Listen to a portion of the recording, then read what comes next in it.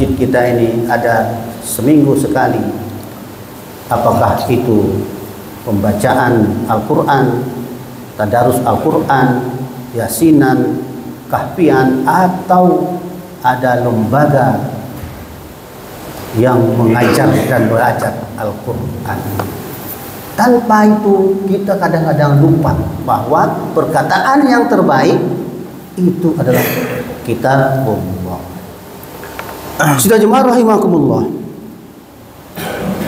Yang kedua yang terus diingatkan Rasulullah, wa khairan huda huda Muhammad. Sebaik-baik petunjuk adalah petunjuk Nabi Muhammad sallallahu alaihi wasallam, yang insyaallah selalu akan kita peringati. Laqad kana lakum fi Rasulillahi uswatun hasanah liman kana yurjullaha wal akhir wa dzakarallaha katsiran. Sungguh telah ada pada diri Rasulullah itu suri teladan yang baik, yaitu bagi orang-orang yang mengharap rahmat Allah dan kedatangan hari kiamat dan yang banyak mengingat Allah. Allah Subhanahu wa taala menurunkan, mengutus Rasulullah untuk mengajarkan firman Allah, mengajarkan kitab Allah. Rasulullah sendiri senantiasa berdoa agar dia tetap mendapat petunjuk, mendapat hidayah. Kalau kita di dalam hari-hari selalu mengatakan dalam sholat kita, ihdinas siratal mustaqim, tunjukilah kami kepada jalan yang lurus. Sampai 17 kali kita ulang-ulang dalam rangka mendapatkan petunjuk hidayah dari Allah Subhanahu wa taala. Rasulullah ditanya oleh para sahabat, doa apa yang Rasulullah baca setiap waktu? Ternyata doanya untuk mendapatkan petunjuk. Ya muqallibal qulub, sabit qalbi ala din. Ya Tuhan yang membolak-balikan hati, tetapkanlah hatiku dalam agama. Rasulullah sendiri masih ingin mendapatkan hidayah, mendapatkan petunjuk. Sudah jemaah rahimakumullah.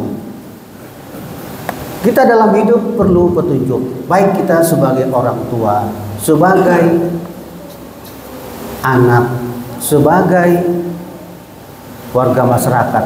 Dalam hidup kita perlu petunjuk. Inilah perlunya petunjuk yang benar yang diberikan oleh baginda Rasulullah sallallahu alaihi wasallam. Ada sebuah kisah bagaimana cara memberikan petunjuk. Kita ingat dengan Imam Malik. Imam Malik adalah seorang guru dari Imam Syafi'i yang terkenal di Madinah waktu itu. Imam Malik mendirikan sebuah pesantren, pondok pesantren yang namanya Darul Hadis, rumah hadis atau gudang hadis. Ketika ada tamu mau datang ke pondok pesantren itu, kalau kita anggap ya pondok pesantren, selalu ditanya oleh karyawan atau pengasuh pondok itu, Bapak datang ke sini untuk bertanya persoalan agama atau persoalan hadis? Kalau jawabannya persoalan hadis, Imam Ahmad tidak langsung memberikan hadis Rasulullah, tidak. Tapi Imam Ahmad mandi dulu, berwuduk dulu, sholat dulu 2 rakaat, kadang-kadang berdoa, baru dia membacakan hadis. Inilah cara memberikan petunjuk, memberikan nasihat. Sidang jemaah rahimakumullah, yang terakhir yang selalu diulang-ulang oleh baginda Rasulullah dalam khutbah atau dalam ceramahnya, yaitu wasyarul umuri muhadatsatuha. Seburuk-buruk perkara adalah perkara yang baru. Sesuatu yang baru, apalagi dalam agama, ini mengarah kepada keburukan. Masalah yang baru di dalam keduniaan saja bisa memberikan pengaruh-pengaruh yang buruk. Contoh, dulu kita berkomunikasi dengan orang lain, kita langsung bertatap muka. Di dalam bertatap muka, kita itu bisa melihat bagaimana etika ketika kita berbicara dengan orang yang lebih sepuh. Bagaimana adab ketika kita berbicara dengan seorang guru.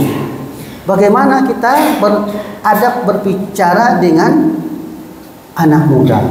Kelihatan adab dan etikanya. Tetapi sekarang dengan sesuatu yang baru, sudah tidak ada adab lagi, etika lagi ketika kita berbicara. Ini masalah dunia, apalagi masalah agama. Apa yang membuat sesuatu yang baru sekarang dalam agama kita? Pertama, kita mengenal di dalam Al-Quran ada kalimat kafirun, kafirin. Bahkan ada surah di dalam Al-Quran namanya surah Al-Kafirun, orang-orang kafir. Tetapi ada saatnya kita menyebut orang kafir tidak boleh. Apa? Diganti dengan non-muslim. Jadi nanti surah itu berubah, surah non-muslim. Sesuatu yang baru.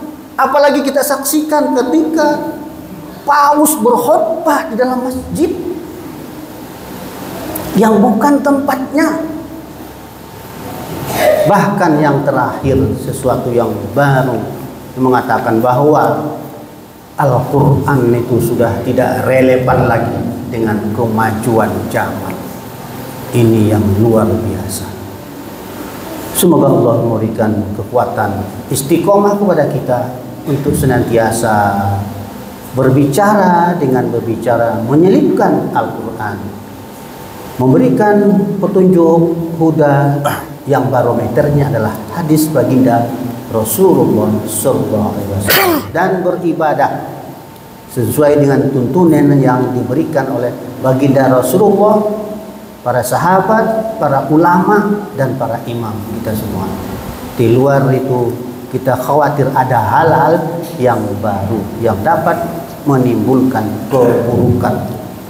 Amin ya rabbal alamin. Barakallahu li wa lakum fil Qur'anil azim wa nafa'ni wa iyyakum bima fihi minal ayati wa dzikril hakim. Aqulu qawli hadza wastaghfiruhu innahu wal ghafurur rahim.